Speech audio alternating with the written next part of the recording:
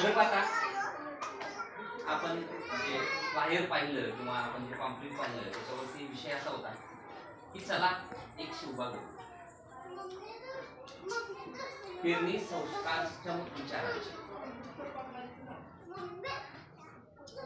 पेरणी हा शब्द सर्वसामान्यपणे सर्वांनाच माहिती आहे. पेरणी 3 प्रकारे केली जाते. माहिती आहे कुणाला?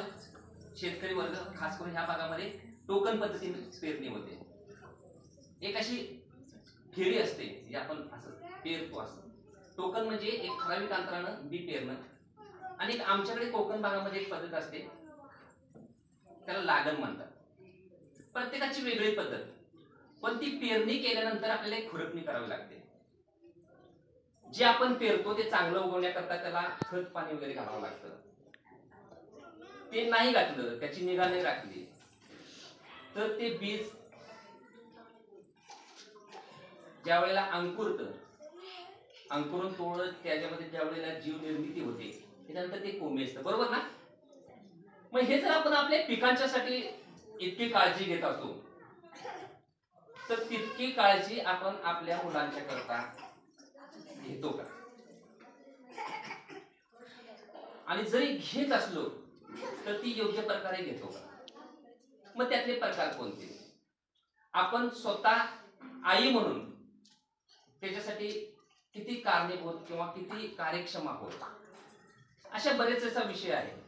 आज प्रामुख्याने विषय जे आहे त्या विषयावरती मी 4 ठराविक गोष्टीवरती मध्यस्थी बोलण्याचा प्रयत्न करतोय. संस्कार म्हणजे काय? संस्कार का आवश्यक आहे? संस्कार घडवण्यात आईची भूमिका. आपण इथं वडिलांना अजिबात गृहीत धरणार नाही होता तात्पुरतं. तो विषय आपला नंतरचा आहे. आणि सगळ्यात चौथा महत्वाचा विषय, खरंच माझ्या घरी शिवबाग जन्म घेऊ शकतो का किंवा माझ्या घरी शिवबाग घडू शकतो का? अशा 4 ठराविक पॉइंट्सवरती आपण बोलणार आहोत. आता सर म्हटल्याप्रमाणे माझी ओळख, एक व्यावसायिक, खिडकी बसवणारा, दरवाजे बसवणारा, दरवाजे घासणारा, या सर्वसामान्य व्याख्येप्रमाणे मी सर्वांना परिचित आहे. माझ्या व्यक्तिमत्वाचा एक दुसरा भाग की गेले अनेक वर्ष मी दररोज जसं आपल्या प्रत्येक ग्रंथामध्ये दिलेलं आहे दिवसाकाठी लिहावे 2 शब्द, तसे 2 शब्द लिहित आलो. आणि अप्रॉक्सिमेटली म्हणजे साधारणपणे 6000 कविता कधी झाल्या हे कधीच मला कळालं नाही. लिहायचं ठेवायचं असं बरंच चालू होतं. आणि असं करता करता एक दिवस वरेसरांचं काम चालू होतं. खिडक्या बसवत होतो. खिडक्या बसवत असताना त्यांची पुस्तकं बघितली. पुस्तक बघितल्यानंतर प्रत्येक पुस्तकात विलास मोरे ते बघितल्यानंतर मी म्हटलं लेखक दिसतात. मग मी पुस्तक काढलं. खिडकी बसवायचं थोडंसं बाजूला राहिलं, कारण छंद हा एक वेगळा असतो. आपण पहा, तुम्ही चपात्या करता करता एखाद्या महिलेला, एखाद्या भगिनीला जर क्रिकेटची आवड असेल किंवा एखाद्या गोष्टीची आवड असेल, कोणाला कबड्डीची आवड असेल आणि ते आपण पहिलं खेळलो असं आणि आता त्यातून दूर आहे, त्याच्यात आपला काही काळी मात्र संबंध नाही. पण ज्या वेळेला आपण भाकऱ्या करत असतो, चपात्या करत असतो, त्यावेळेला एखाद्या गोष्टीची किंवा एका क्रिकेटची जी हे असते त्यावेळेला न कळत कान तिकडे जातात, पूर्ण लक्ष 100% इथलं लक्ष तिकडे डायव्हर्ट होतं ना कधी कधी. तसं माझं पूर्ण लक्ष डायव्हर्ट झालं. मी बघितलं, पुस्तकं हातात घेतली. सरांनी सगळं थांबून माणूस बघतोय. काय बघताय? त्यांना तर लवकर जायचं होतं. मला वाटतं त्यांना पुण्याला जायचं होतं. 10-10:30चा टायमिंग होता. तर म्हटलं अहो खिडक्या बसवा, मला जायचंय बाहेर. नाही सर म्हटलं मी पुस्तक 1-2 मिनिटं बघतो, खिडक्या बसवतो मी तुमच्या. पुस्तक बघितलं म्हटलं नाही मी लिहिलेले आहेत, मी तुम्हाला प्रेझेंट देईन. तर मी त्यांना सहज म्हटलं बघा 10-10:30ला त्या व्यक्तीला म्हणजे विलास वरे सर एकदम 28 पुस्तकांचे लेखक आहेत, त्यांना पुण्याला जायचं आहे, ते गडबडीत आहेत आणि मी पुस्तक बघतोय. ते म्हणाले मला पुण्याला जायचं, आठवून घ्या. मी म्हटलं अहो नंतर तुम्हाला कळवून देतो, पहिल्यांदा खिडक्या बसवा. मी म्हटल्यानंतर मी म्हटलं मी पण लिहितो थोडंफार. म्हटलं ठीक आहे, संध्याकाळी मला दाखवा. आणि त्यांच्या मनात काय आलं, खिडक्या बसून झाल्या, शिली पण बसून झालं. आणि ताईंनी चहा केला होता. चहा घेत असताना ते म्हटले बरं एक काम करा, मी थांबतो तासभर, तुम्ही काय लिहिले ते घेऊन या. मी माझ्या बेडमध्ये आता सुद्धा तुम्ही कुणी गेलात म्हणजे माझी मिसेस सुद्धा म्हणजे समाजकार्यात असते, सगळ्यांना माहिती आहे. त्या बेडमध्ये ना अशी पूर्ण कागद भरलेले आहेत. बेडमध्ये प्रत्येकाच्या अंथरुण असतं किंवा बरेचशा काही गोष्टी असतात. माझ्या बेडमध्ये 6x4च्या बेडमध्ये टोटल माझ्या कवितेची आणि माझ्या लिखाणाची कागद आहेत आणि फुलं भरलेला आहे बेड. त्यातली 4 कागद वरच्यावर घेतली, सरांना दाखवल्यानंतर सरांनी वाचून बघितली आणि वाचल्यानंतर बाहेर पडताना मला म्हटले, हे सांभाळून ठेव, हे तुला माहिती नाही काय आहे. सर म्हटले असे हजारो कागद माझ्याकडे आहेत. मग त्यांनी मला या प्रवाहात आणलं आणि मग मी व्याख्यान म्हणजे किंवा ह्याच्यामध्ये बोलत होतो, शाळा कॉलेजेसमध्ये वगैरे चांगला म्हणजे हे होतो. पण प्रत्येकाच्या ह्याच्यामध्ये हे असतो, एक ट्रॅक असतो, तो ट्रॅक सोडून त्या ट्रॅक मधून सोडून ज्यावेळेला आपण चालतो त्यावेळेला त्या ट्रॅकवरती पुन्हा यायला थोडासा वेळ लागतो प्रत्येकाचा. तुमच्यापैकी बऱ्याच जणी महिला अशा असतील किंवा भगिनी अशा असतील की त्यांना एक करिअर करायचं होतं पण ते करता नाही आलं. मग आपण काय करतो की आता मी हे विषय सांगायचं कारण असं होतं की मी अवांतर काही बोलत नाही. हा विषय सांगायचा किंवा भरकटण्याचा विषय असा होता की ते स्वप्न आपण मुलांच्यात पाहतो, बरोबर ना, आणि त्याच्यावरती ते लादण्याचा प्रयत्न करतो बऱ्याच अंशी. मला डॉक्टर नाही होता आलं, पोरांना डॉक्टर झालं पाहिजे. मला इंजिनियर नाही होता आलं, पोरांना इंजिनियर झालं पाहिजे. मला क्रिकेटर व्हायचं होतं, पोरांना झालं पाहिजे. पण त्याची कॅपॅसिटी आपण ओळखत नाही. म्हणून मी शेवटचा मुद्दा ठेवलेला आहे की आपल्या घरी शिवबा होऊ शकतो. नाही एवढी शिवबा, तानाजी आहे, संताजी आहे, धनाजी आहे, ते तरी होतील. आता सगळ्यात महत्वाचं, सुरुवातीला आपण सुरुवात करतोय. आता मी सांगितली माझी हे एक थोडीशी ओळख सरांच्या आग्रहामुळं. बरेच वेळेला काय होतं, आपण घरामध्ये स्त्री आणि पुरुष, पती पत्नी ह्या दोघांच्या संसाराचे आपण म्हणतो 2 चाक आहेत, बरोबर आहे. पण संसाराला 4 खांब सुद्धा असतात. नवरा बायको ही मेन जर समोरचे खांब झाले तर त्या नवऱ्याचे आई वडील आणि त्या बायकोचे सुद्धा आई वडील हे सुद्धा 2 पिलर असतात.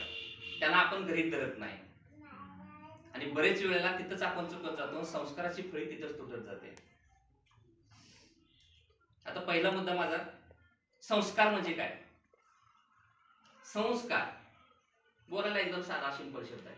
संस्कार, स म्हणजे चांगला आकार, सुंदर असा आकार ज्या जीवनाला देता येतो, ती विचाराची पेरणी किंवा त्या विचाराची शृंखला म्हणजे संस्कार. एक गोष्ट सांगतो. एक राजा होता, राज्य व्यवस्थित सुंदरपणे, मोबाईल थोडा सायलेन्स केला तर बरं. एक राजा होता, अतिशय सुंदर पद्धतीने त्याचं राज्य चालू होतं. ते राज्य चालू असताना तो नेहमी त्याला एक आवड होती की प्रजेमध्ये जाऊन मिसळायचं, त्यांचे प्रश्न समजून घ्यायचे, त्या प्रश्नांच्या वरती तोडगे काढायचे. त्याच्याकरता त्यानं आपल्या दरबारामध्ये बरेचसे असे साधू संत म्हणा किंवा महंती किंवा त्यांच्या विचारसरणीला अनुसरून असणारी काही पद्धती आहे, त्याला अष्टप्रधान मंडळ जसं शिवाजी महाराजांचे होतं तसं ते वगैरे त्याच्याकडे सगळं चालू होतं.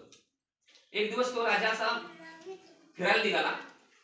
फिरायला जात असताना त्यानं त्याच्या कानावरती काही गोंधळ आला. तो गोंधळ असा होता की अनेक लोक जणू काही भांडतायत असा तो गोंधळ होता आणि राजासाठी नवीन होतं थोडंसं. राजा प्रधानाला म्हणाला, अरे बाबा काय चाललंय तिकडं. तर तो म्हटला, आठवड्याचा बाजार आहे. आठवड्याचा बाजार आहे म्हटलं तर राजा म्हटला, चल बघू बाजार, मी कधी बघितला नाही. आपला बाजार वेगळा असतो, कारण ते सगळं जे काही खरेदी वगैरे त्या प्रधानासोबत त्या बाजारामध्ये गेला आणि बाजारात बघितलं तर तो प्रत्येक गोष्ट वगैरे ते मटकी किंवा हे एक माणूस होता, तो पोपट विकत होता आणि त्याच्या तोंडात एक सतत वाक्य होते, पोपट 5 रुपये, पोपट 500 रुपये, पोपट 5 रुपये, पोपट 500 रुपये. राजाला थोडं आश्चर्य वाटलं, पोपट 500 रुपये, पोपट 5 रुपये. काय गेला समोर, पाहिलं सगळे पोपट वगैरे होते. तो माणूस उभा होता, म्हणजे व्यापारी उभा होता, त्याच्या उजव्या बाजूला आणि डाव्या बाजूला असे बरेचसे पोपट होते. सगळे पोपट सारखेच, ना उंची समान, सगळं म्हणजे चोचीपासून ते त्याच्या पायाच्या ह्याच्यापर्यंत, नाकाच्या पर्यंत सगळं सारखं असताना सुद्धा त्या किमतीमध्ये तफावत का, थोडा राजाला प्रश्न पडला. गोष्ट ऐकली असेल बहुतेक करून. राजाला पडलेला प्रश्न त्यानं त्या जो विक्रेता आहे त्याला विचारलं की बाबा हा फरक का. तर तो म्हटला, मी तसं नाही सांगू शकत. ऍक्च्युली 5 रुपयाचा कुठला आणि 500 रुपयाचा कुठला हे समजण्यासाठी मी हे काही 5 रुपयाचे इकडे ठेवले आणि 500 रुपयाचे इकडे ठेवले, तुम्हाला कुठला घ्यायचा. तर म्हटलं, आता काहीच समजना, एक 500 रुपयाचा दे, एक 5 रुपयाचा दे. तर म्हटलं ठीक आहे, त्याने एक 500 रुपयाचा दिला आणि एक 5 रुपयाचा. आता राजाला सुद्धा ओळखता येईल ना बरं का, त्या पिंजऱ्यामध्ये 500 रुपयाचा कुठला आणि 5 रुपयाचा कुठला, त्यानं 505 रुपये दिले, यातला एक पोपट नेला. घरी गेल्यानंतर किंवा राजमहालामध्ये गेल्यानंतर तो पोपट त्यानं त्या एक ठराविक ठिकाणी ठेवला आणि ते दिवसाचं कामकाज चालू झालं. साधारणपणे दुपारच्या वेळ होता, संध्याकाळ झाली आणि संध्याकाळ झाल्यानंतर राजाच्या डोक्यात आलं की आपण सकाळी काहीतरी खरेदी केले, पोपट खरेदी केल्या आणि ते पोपट खरेदी केलेलं त्याला असं वाटलं की आता ह्यातला फरक कसा काय समजून घ्यायचा. तर फरक समजून घेण्याकरता त्या दोघांना वेगळं करणं गरजेचं होतं. म्हणून राजाने काय केलं, अजून एक पिंजरा मागवला आणि एक पिंजरा, आता मला समजलं पाहिजे मी काय खरेदी केले, म्हणून त्यानं काय केलं की एक पिंजरा आपल्या जो झोपतो शयन कक्ष म्हणतो आपण, त्याच्यामध्ये एक पिंजरा आणला, एक पिंजरा बाजूला ठेवला. सकाळी नेहमीप्रमाणे त्याला ज्या वेळेला झोपल्यानंतर जाग आल्यानंतर एक सुंदर अशा सुमधुर आवाजामध्ये कोणतरी गातंय असं त्याला भास झाला आणि उठल्यानंतर खरंच तर तो पोपट काही भजन वगैरे त्याच्या येणं, ते म्हणजे सुंदर. आता काय पोपट बोलू शकत नाही, ते कथांच्या मध्ये असतं, पण एक सुंदर आवाजामध्ये तो त्याच्या ह्याच्यामध्ये भाषा शैलीमध्ये एक अभंग वगैरे गुणगुणत होता. राजा खूप आनंदित झाला. हा आता कितीचा हे करण्याकरता त्यानं काय केलं, त्याला एक ठराविक त्या पिंजऱ्याला नाव टाकलं किंवा लेबल लावलं आणि तो पिंजरा इकडे. दुसऱ्या दिवशी तो दुसरा पिंजरा त्याच्या शयन कक्षामध्ये त्यानं ठेवला. दुसऱ्या दिवशी सकाळी ज्या वेळेला पहाट होते त्यावेळेला पहाटे तो दचकून जागा झाला. आदल्या दिवशी थोडस सौम्यपणे जागा झाला होता, दुसऱ्या दिवशी तो दचकून जागा झाला की हे काय घडतंय. तो पाहतोय तर तो जो पोपट होता तो शिव्या देत होता, अतिशय अश्लील प्रकारे तो बोलत होता किंवा हे करत होता. राजाला आश्चर्य वाटतं, राजाला राग येतो. राजा म्हणतो प्रधानाला लगेच बोलवतो, म्हणतो ह्याचा शिरच्छेद करून टाक. आता शिरच्छेद करण्यासाठी ज्या वेळेला प्रधान तलवार उपसतो ते जवळच थोड्याशा अंतरावरती जो दुसरा पोपट असतो तो जोरात म्हणतो की मारू नका मारू नका मारू नका, त्या पोपटाला मारू नका. मला आश्चर्य वाटतं की मला दोघांपैकी एक सांभाळायचं आहे, वाईट आहे त्याला मारायचं आहे. तर तो त्याला वाईटाला मारत असताना सुद्धा त्याच्या डोक्यात येतं की हा असं का म्हणतो. मग त्याला विचारतो, तर म्हणतो महाराज आता हे सत्य नाही, ही एक कथा आहे, पोपट बोलू शकत नाही. आपल्याला पण माहिती आहे, मी एक ह्या आपल्या संस्काराची जी क्षमता आहे किंवा काय आहे हे सांगण्याकरता मी त्याचं उदाहरण देतोय. नाहीतर उद्या म्हणाल की भारमर बोलतो की पोपट बोलतो, असं नको व्हायला. तर तो त्याला राजाला म्हणतो, महाराज एक अद्भुत घटना आमच्या जीवनामध्ये घडली होती. एक माणसाच्या घरामध्ये आमचा जन्म झाला किंवा एका ह्याच्यावरती फांदीवरती आमचा जन्म झाला. घरटेमध्ये जन्म झाल्यानंतर एका पारध्यानं आम्हाला नेलं आणि आम्हाला दोघांना वेगवेगळ्या ठिकाणी विकलं. मी एका बामणाच्या घरात गेलो किंवा एका सुशिक्षित माणसाच्या घरी गेलो ज्या घरामध्ये देवधर्म, देवकार्य किंवा संस्काराची जाण असणाऱ्या एखाद्या घरामध्ये मला नेण्यात आलं. आणि हा दुसरा जो आहे तो एखाद्या अशा घरामध्ये गेला की ज्या ठिकाणी म्हणजे दररोज कत्तली होतात, दररोज म्हणजे हे होतं, त्या ठिकाणी हा गेला. त्यामुळे त्याच्यावरती संस्कार कसे झालेत आणि माझ्यावरती संस्कार हे असे झालेत. हा संस्कारातला फरक असतो, हे संस्कार असतात. मग आपण आपल्या मुलांना काय देतो आजकाल बघा. आता महिलांच्या विषयी बोलताना खूप सावधपणे बोलावं लागतं. एखादा शब्द जर चुकून गेला तर त्याचं नको तसं म्हणजे हे होतं. आता दुसरा मुद्दा की आपण संस्कार म्हणजे काय हे पाहिलं. प्रत्येकाच्या घरामध्ये टीव्ही आहे आणि प्रत्येकाच्या हातामध्ये मोबाईल आहे. आता मोबाईलवरती बोलायचं म्हटलं तर खूप आहे, पण मोबाईल ही एक अशी वस्तू आहे जी वस्तू तुम्हाला अतिशय साधकपणे चांगले परिणाम सुद्धा दाखवते आणि त्याचे वाईट परिणाम सुद्धा दाखवते. आपण स्वतः किती त्याचा वापर करायचा, मुलांना किती करू द्यायचा, मुलांच्या हातात मोबाईल किती वेळ मध्ये ठेवला पाहिजे त्याचं एक साधारणपणे वेळापत्रक आपल्याला ते करता आलं पाहिजे. आणि स्वतःवरती सुद्धा त्याची काही बंधनं ठेवली पाहिजे. कारण मी जर 24 तास मोबाईल मध्ये गुंग आहे, मी व्हॉट्सअप फेसबुक मध्ये आहे, माझी बायको आहे, तर मी कोणत्या तोंडाने माझ्या मुलांना म्हणू शकतो की तुम्ही मोबाईल पासून दूर राहा? मी म्हणू शकत नाही. मी त्यावेळेला त्यांना म्हणू शकतो की बाबा बाळा आता बस झालं, तासभर झालं तू मोबाईल वरती गुंग आहेस, तासानंतर तू मोबाईल ठेव, तुझ्या डोळ्यांना यांना त्रास होईल. कधी म्हणू शकतो? जर माझा वापर लिमिटेड असेल तर. आजकाल काय होतंय, महिला 10:30 वाजता रात्रीच खेळत आले, मग दिवसाचं काय होणार? टीव्हीचा वापर, मोबाईलचा वापर सामान्यतया ज्या ठिकाणी आपल्याला त्याची आवश्यकता आहे त्याच ठिकाणी त्याचा वापर तुम्ही स्वतः करा. तर तुम्ही तुमच्या मुलांना, तुमच्या लेकरांना, तुमच्या बाळांना त्याविषयी आग्रह धरू शकता.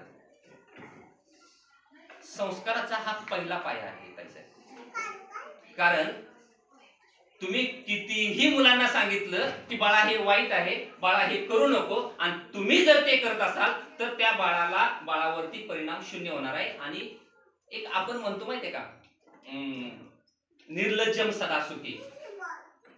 मग एक शेवटचं टोक येतं की तुम्ही कितीही काय केलं ना तर ते ऐकत नाही बाळ. मी जास्त आज मोबाईलवरती जास्त फोकस करतोय, कारण तुम्ही काही दिवसापूर्वी एक बातमी ऐकली असेल की मोबाईल हातातून काढून घेतला म्हणून एका मुलीनं पोळपाट किंवा लाटणं, आता ते मला आठवत नाही, किंवा दोन्हीपैकी एक आईच्या डोक्यात मारलं. हे एक पहिलं उदाहरण. आणि संस्कार नसण्याचे एक दुसरं उदाहरण कोल्हापूर माझ्याच जिल्ह्यामध्ये झालेलं. एक आई, एक मुलगा, वडील वारलेले, मयत वडील. मुलाचं संगोपन तिनं जितकं चांगल्या पद्धतीने करता येईल तितकं तिनं केलेलं. मुलगा 10वी झाला, त्याला वाटलं की आईला मदत करावी म्हणून तो MIDC मध्ये कामाला जायला लागला. संस्काराची कमतरता असेल किंवा संगतीचा परिणाम असेल, ते पोरग दारू प्यायला लागलं. दारू पिणारं पोरग दररोज दारू पिऊन घरात यायला लागलं, घरात आईला त्रास देऊ लागलं, लग्न होईना, 4-5 वर्षे अशीच गेली. त्या माऊलीनं दुसऱ्याच्या घरी धुणं भांडे करून जे मूल वाढवलं होतं, फक्त संस्काराची कमतरता असल्या कारणानं ते मूल असं भरकटत गेलं. आणि एक दिवस ते पोरग काम सोडून घरी बसून दारू पिऊ लागलं. आईनं कमवलेल्या पैशाचं घ्यायचं, जबरदस्तीने घ्यायचं, मागून घ्यायचं, कधी नाही दिलं तर घरातलं काहीतरी विकायचं, दारू प्यायची, पुन्हा येऊन घरात गोंधळ करायचा. हे सतत कंटिन्यू चालू होतं. मग कुणीतरी त्या माऊलीला सांगितलं की ह्याला एखाद्या आश्रमामध्ये किंवा ह्याच्यामध्ये ठेव. ती आता स्वतःचं बाळ ठेवायची हे नाही, मोठं झालेलं, लग्न करायचं आहे, कुठं तर सुधारण म्हणून ते व्यसनमुक्तीमध्ये ठेवलं. तिथनं ते पळून आलं. आणि पळून आलेलं पोरग एक दिवस आईला हट्ट करू लागलं, मला पैसे दे दारू प्यायला. तिनं एकदा पैसे दिले, ते दारू पिऊन आलं, पुन्हा पैसे मागू लागला, म्हणून तिनं नकार दिला. आणि शेजारी पडलेल्या चाकूनं 7 ते 8 वार त्या माऊलीवरती केले. सांगायचं तात्पर्य, ती माऊली मेली, तो मुलगा जेलमध्ये गेला, ही आपली कथा नाही ताई. आपली कथा ही आहे, आपलं दुर्दैव हे आहे की ज्या माऊलीनं स्वतःची म्हणजे श्रम, ज्याला आपण म्हणतो ते श्रम करून ज्या मुलाला सांभाळलं, त्या मुलाकडून खून करण्याच्या पर्यंत त्याची जी पात्रता गेली, त्याच्यामध्ये काय कमी पडलं? संस्कार कमी पडले. मग त्या माऊलीनं 2 पैसे कमी कमवले असते आणि जर संस्कार 2 दिले असते. आपण काय करतो, म्हणून मी मगाशी काय म्हटलं की आपण बाप थोडं बाजूला ठेवूया. हो, आपण माऊलींना हे करूया. आपण माऊलींना टार्गेट का करतो? फक्त शहाजीराजांनी शंभूराजांना घडवलं असतं का? हो, शक्य होतं का ते? शहाजीराजे कुठे होते? आदिलशाही मध्ये होते. जिजाऊ कुठे होत्या? इकडे शिवनेरीवर होत्या. तरी सुद्धा शंभू घडला, फक्त कुणामुळे घडला? जिजाऊंच्या कर्तृत्वामुळे, जिजाऊंच्या विचारामुळे.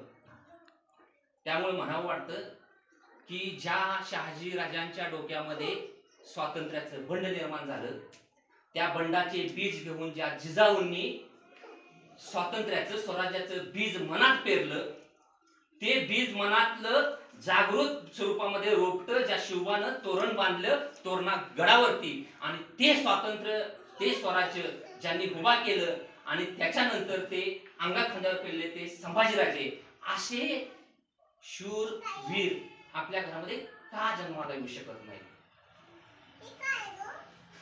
एक थोडंसं विषय डायव्हर्ट करतो. तुम्ही माहिती आहे, आपण बोलता काय म्हणतो, नात्या गोत्यात द्यायचं होतं ना, लग्नाचं वगैरे विषय. थोडंसं डायव्हर्ट करतो विषय.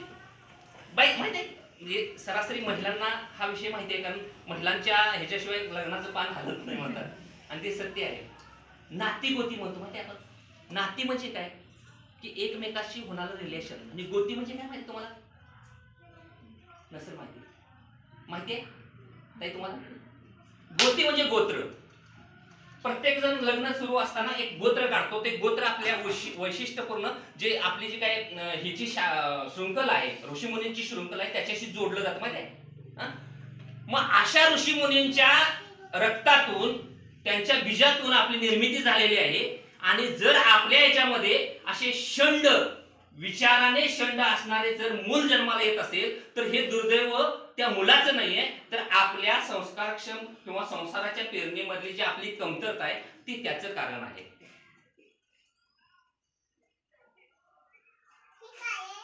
आज दत्त जयंती आहे. दत्त आख्यायिका आपण ऐकतो किंवा प्रत्येक सणाला, परवा आता ह्या महिन्यात मार्गशीर्ष महिना आहे, लक्ष्मीपूजन करतो. धार्मिक कार्य करू नका असं मी म्हणणार नाही, पण त्या धार्मिक कार्याबरोबर त्या कार्याच्या प्रत्येक सणाच्या पाठीमागं जे वैज्ञानिक कारण आहे हे आपल्या मुलांना सांगा. वागण्याची प्रवृत्ती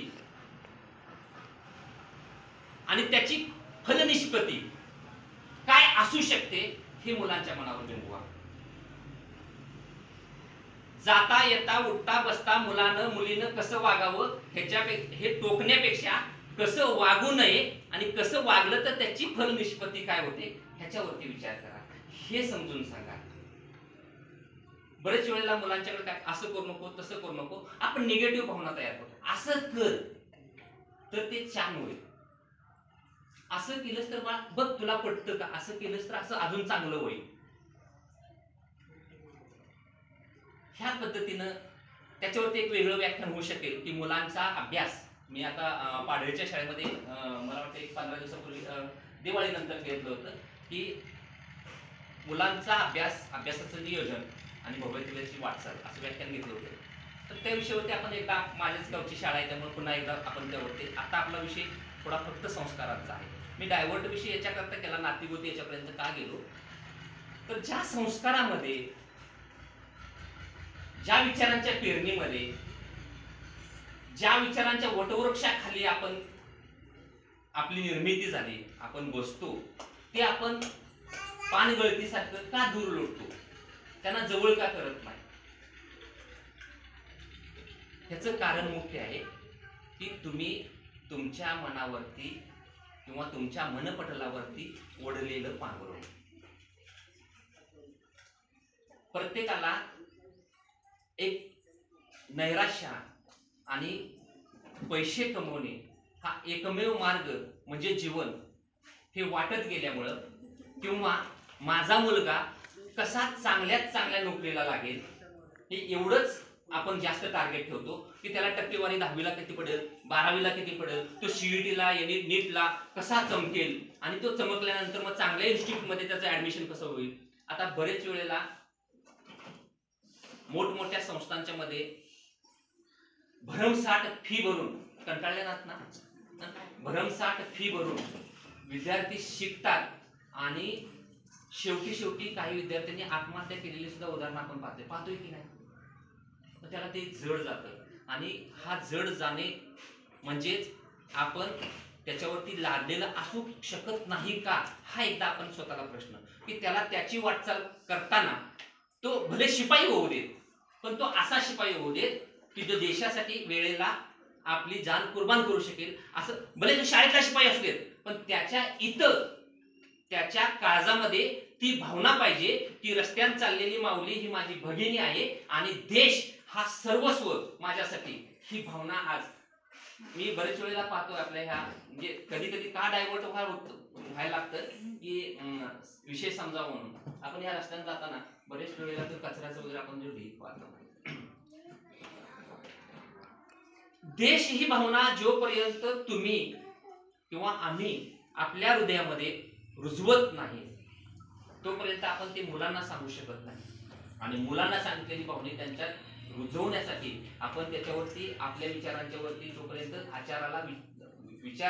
आचाराचं जोपर्यंत जोडणी देत नाही तोपर्यंत ते शक्य होणार नाही. आता हा झाला दुसरा मुद्दा. आता तिसरा मुद्दा, वेळ झालाय का नाही,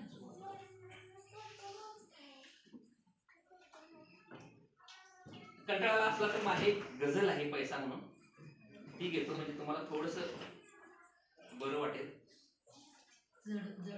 चक्रव्यूह, चक्रव्यूह म्हणजे चक्रव्यूह संकटाचे कधी फोडतो पैसा. म्हणजे घरात अडचण असेल तर ती अडचण पैशानंच दूर होते. चक्रव्यूह संकटाचे कधी फोडतो पैसा, रक्ताची नाती कधी तोडतो पैसा. बापास घोर आहे मुलगीच्या लग्नाचा, बापास घोर आहे मुलगीच्या लग्नाचा, नक्षत्रासम पोरीचे लग्न मोडतो पैसा. पूर्वी होत होतं, आता बरेचशा पडून जातात. म्हणजे शेकडो डाग अपराधांचे, शेकडो डाग अपराधांचे त्याच्या माती, पण न्यायालयात ते डाग फोडतो पैसा. पैसा, एक पैसा काय करतो हे याच्यातनं गुंफण्याची हे केलेलं आहे. आई बापास इथे, आई बापास इथे आश्रमात ठेवणी, आई बापास इथे आश्रमात ठेवणी, दान मंदिराशी का पुण्य जोडतो पैसा. सदरक्षणाय खल निगरणाय ब्रीद हे ज्यांचे, सदरक्षणाय खल निगरणाय ब्रीद हे ज्यांचे, घोर अपराधी असं का इथे सोडतो पैसा. आता ही गजल होत असताना मी माझी बायको दोघेही पैशाच्या मागे लागतो. मुलं मोठी मोठी लहानापासून थोडं मोठे होत असतात आणि त्या पैशाच्या फक्त तोच पैसा म्हणजे आपलं आधारस्तंभ आहे समजून आपण विचारांची एक नाळ तुटत जाते. आपण आपले आई वडील, आपले सासू सासरे यांच्यापासून हरकत घेतो. बरेचशा घरांच्या मध्ये महिलांच्या मध्ये, आज महिलांचाच विषय, महिलांच्या मध्ये एकमेकींच्या मध्ये जे वाद लागतात ते मुलांच्या समोर कधी करू नका. सासू सुनेंच्या मध्ये काय असेल, नवऱ्या बायकोंच्या मधला वाद. घर म्हटल्यानंतर आमची आई म्हणायची, घर म्हटल्यानंतर भांड्याला भांड लागणार, साहजिकच आहे, संसार आहे तो. पण तो जो वाद आहे तुमचा, कितीही मोठा वाद असू दे, एक तर माझी आई आणि बाबा काय म्हणायचे की वाद किती मोठा असला तर उंबऱ्याच्या आत असावा, त्याचा आवाज उंबऱ्याच्या बाहेर जाता कामा नये. म्हणून मी मुलांना नको म्हटलं मग असे काही गोष्टी अशा बोलणार आहे. बरं तुम्हाला त्या माहिती आहेत, म्हणजे मी नवीन सांगतोय असं काही नाही आहे, ते आपल्याला माहिती आहेत, आपण कीर्तन वगैरे सगळ्यांचं ऐकलंय. पण मी पुन्हा एकदा सांगतोय कारण आपला विषय शिवबावरती आहे. जर खरंच अहो साधी गोष्ट आहे, शहाजीराजे जिजामाता अंतर 6 महिन्यातून एकदा भेट, 6 महिन्यातून किंवा वर्षातून एकदा भेट, आणि त्या काळामध्ये जर त्यांचं एक जरी भांडण झालं असतं तर शिवबा घडले असते का? शक्यच नाही. म्हणून पहिल्यांदा सगळ्यात महत्वाचं सासू सुनेचं भांडण मी सासऱ्यामध्ये घेत नाही. सासू सुनेचं भांडण, नवरा बायकोंचं भांडण किंवा जावा जावांचं भांडण, ननंद भाऊजाईंचं भांडण जर तुमचं काही असेल आणि त्याचा जर मुलांच्या वागण्यावरती, त्यांच्या संस्कारावरती, त्यांच्या विचारसरणीवरती काही परिणाम होत असेल तर तो पहिल्यांदा काढून टाका. तो वाद मुलं असताना बरेच घरात मी पाहिलेलं आहे, मुलं इकडे अशी खेळतायत आणि घरात वाद चाललेला आहे. मी दार खिडक्यापासून एखादा प्रत्येक घरात दिवसातनं जवळजवळ 4-5 घरातून जातो आणि माझं काम मी चांगलंच करतो, मॅडमला माहिती आहे, पण ते काम करत असताना माझं लक्ष सगळं इकडं असतं. म्हणजे मी चुगलीखोर असं म्हणून समजू नका. आणि त्यातून लिखाणाला प्रेरणा मिळते. बरेच वेळेला माफ करा पण लक्ष सगळं त्या शब्दांच्याकडे असतं आणि तुम्ही दिलेले शब्द मी हे अशा पद्धतीने वापरतो आणि ह्याला धार येते, थोडस व्याख्यानाला धार येते. तर समारोपाकडे व्याख्यानाचा जातोय. आपल्या घरात शिवबा घडू शकतो का? होय, आपल्या घरात शिवबा घडू शकतो, नाही घडूच शकतो. फक्त तुमच्यातली जिजाऊ माता जागी करा. बरं, जिजाऊ माता जागी करणे म्हणजे काय? आज शिवबा घडवणे म्हणजे काय? त्याच्या हातात तलवार द्यायची का? जा लढायला.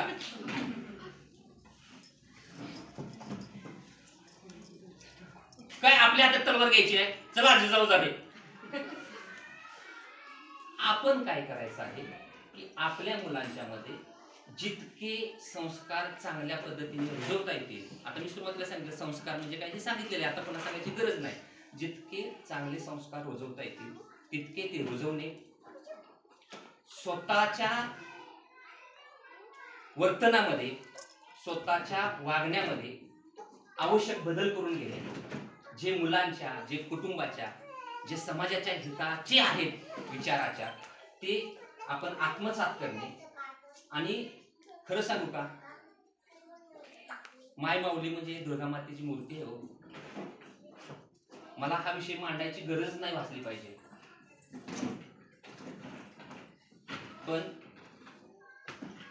मांडावा लागतो, कारण आपण कुठेतरी बरं पडलेलो आहे, पण मान्य करत नाही आपण. बऱ्याच घरांच्या मध्ये हेच कारण आहे भांडणाचं, की आपण आपली चूक मान्य करत नाही. पहिल्यांदा तुम्ही चूक मान्य करा, समोरचा मान्य करत, साहजिकच मुलं किंवा आपले जे बाळ आहेत ते की चूक मान्य केल्यानंतर त्याची फलनिष्पत्ती समजून जाईल.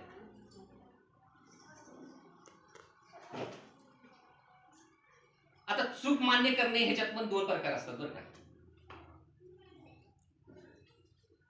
एक वाक्य माहिती असेल प्रेतांचं, मी शेंगा खाल्ल्या नाहीत, मी पोलपाटी उचलणार नाही. न कळतपणे आपली चूक नसताना सुद्धा कधीतरी माघारी पाय घ्यावा लागतो, खास करून माऊलींना. पुरुष आडगे असतात, खरंच आडगे असतात. क्वचित एखादा माझ्यासारखा असतो. पुरुष आडगे असतात, त्यांच्या डोक्यात एकच असतं, आणि त्याचं कारण पण असे असतात की तुम्ही घर सांभाळता, घर आहे पण थोडस, तुम्ही घर सांभाळता. पुरुष माणूस ज्यावेळेला घरातनं बाहेर पडतो, आपण कधी विचार केलाय का? हा विषय घेण्याची आवश्यकता नव्हती, पण घ्यावा लागतो ह्या अनुषंगानं, की तुम्ही ज्यावेळेला पुरुष घरातनं बाहेर पडताय, कुटुंबाची जबाबदारी, मुलांच्या शिक्षणाचं टेन्शन, बॉसचं टेन्शन, व्यवसाय असेल तर व्यवसायाचं टेन्शन, बँकांचं टेन्शन, अशा अनेक चक्रव्यूहामध्ये तो अडकलेला असतो. आणि साहजिकच त्याला एक मानसिक चक्रव्यूहामध्ये अडकत असताना तुम्ही एखादा शब्द त्याला हे कारणीभूत असतो, वनवादला काय म्हणतात त्याला, ठिणगी, तर त्याच्यामुळे ते वाद होतात. त्यावेळेला माता माऊलीनं एक दोन शब्द माघारी घेतलं तर तो विस्तव विजायला आपण ऑक्सिजन देतो. नवरा एखादा शब्द बोलला का नाही, मग मी कधी बरो, मीच का करायचं, तुम्ही नुसतं बाहेर न जाऊन आलं की लगेच ताटावर बसताय, घरात सगळं कोणी करायचं होतं ना घरात. पण जर तुम्ही थोडंसं माघारी घेतलं तर हा जो वरती होणारा वाद आहे तो थांबेल. घरामध्ये मुलांच्यावरती संस्कार चांगले होतील, मुलांच्यावरती संस्कार चांगले झाले तर 100% 100% प्रत्येक घरामध्ये शोभा तयार व्हायला वेळ नाही लागणार. बोले मी म्हणतो की शोभा नाही तयार झाला तरी चालेल, संताजी धनाजी रोपणे होतील, जे स्वराज्याच्या कामे येतील.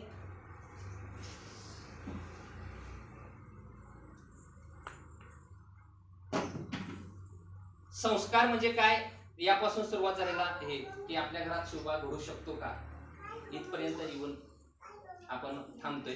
त्याच्या अगोदर, थांबायच्या अगोदर अजून एक की माऊलीच्या डोळ्यामध्ये, माऊलीच्या काळजामध्ये ताकद काय असते त्याचं एक छोटंसं उदाहरण देतो, म्हणजे स्टोरी सांग. तुम्ही सगळ्यांनी सैराट पिक्चर बघितलाय का?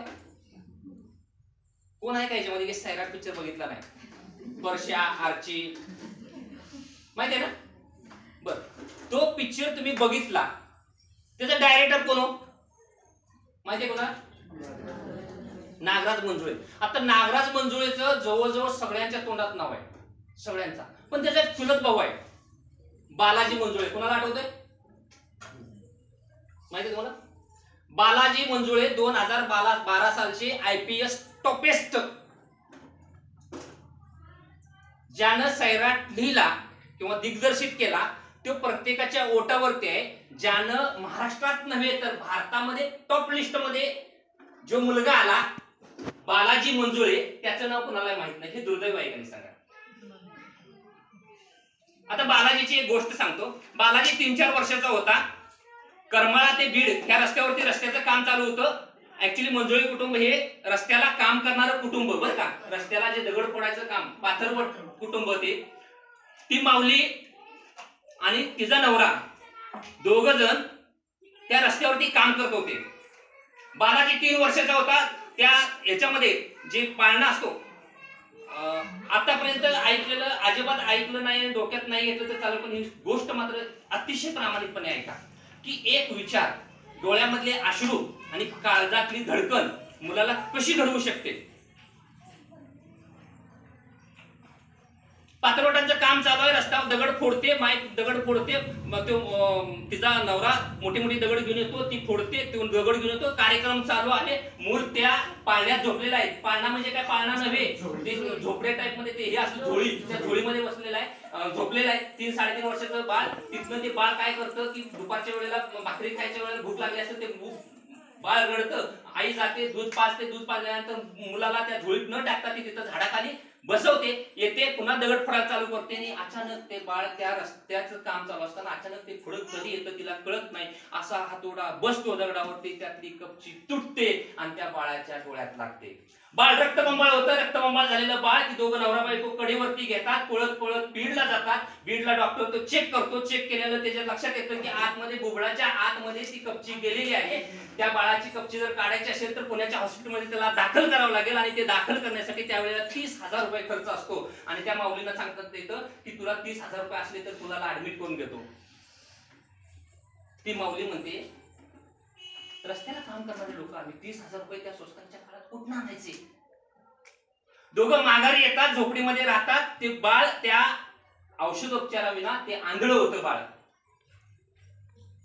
मग ती माऊली कामाला जायचं बंद करते, ती घरी थांबते आणि पुन्हा एक ज्याला नीतीचा खेळ म्हणतो तो वेगळा असतो.